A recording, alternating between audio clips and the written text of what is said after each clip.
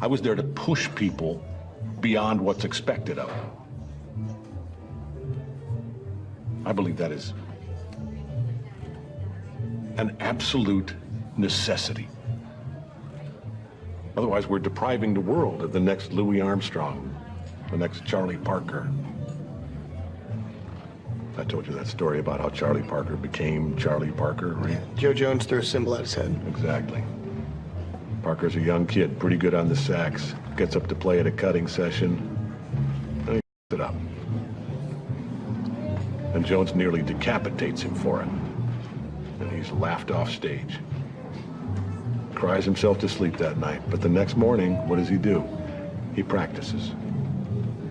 And he practices and he practices with one goal in mind: never to be laughed at again.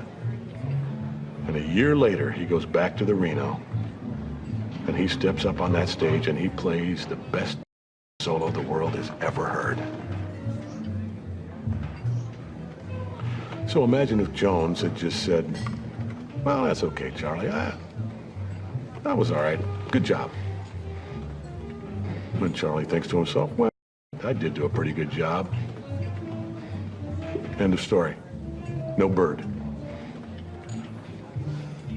That to me is an absolute tragedy. But that's just what the world wants now. People wonder why jazz is dying.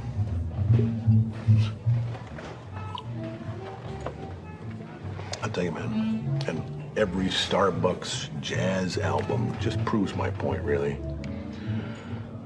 There are no two words in the English language more harmful than good job.